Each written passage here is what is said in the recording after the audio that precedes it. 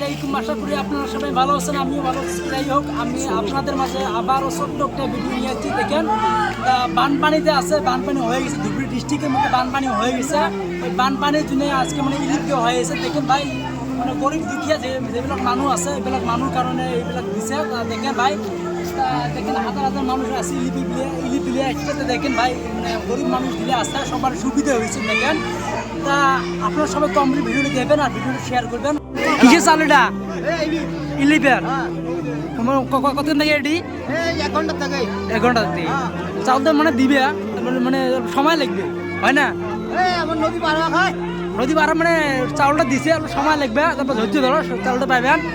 হলি machine release বানপানি হয়ে গেছে। আমি কি করিব কারণ আমার ঘর ইমান পানি হয়ে গেছে। আমি কি আমার থাকবো জায়গা নাই, কোন একদম থাকবো জায়গা নাই। আমি এই মাদ্রাসা তুত আছি।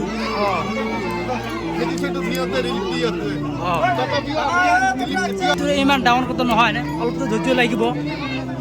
আসসালামু আলাইকুম। এই চালগুলি কিসের জন্য?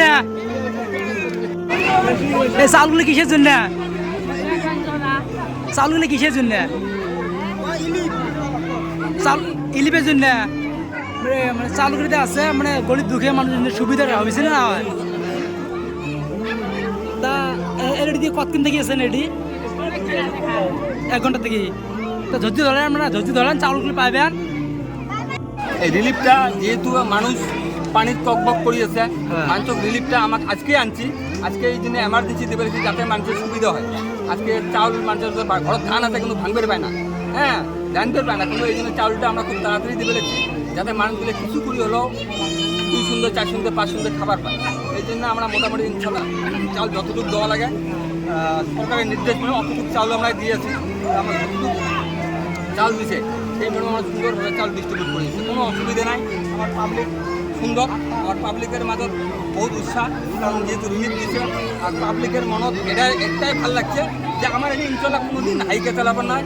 সবাইকে শান্ত, তাইও ক্যাসাল করবে, চালো বাবা আতা করে তো ভাই ক্যাসাল না করেন, তোমরা মালটা নিয়ে যাও। অর্থাৎ কারো আগত হবে যে কারো পরত হয়, কারণ যেহেতু চরের মানুষগুলোকে আগত দেওয়া লাগবে, অসুবিধা আছে। মানুষগুলোকে আমরা আগত মাল দিবে রাখছি যাতে চরের মানুষগুলো সুবিধা হয়। আর আমরা যেগুলো আশেপাশে মানুষ আছি এই মানুষগুলো ইনশাল্লাহ পরে নির্ভর করবে, এই জন্য মাল আমরা চাউল দিবে রাখছি।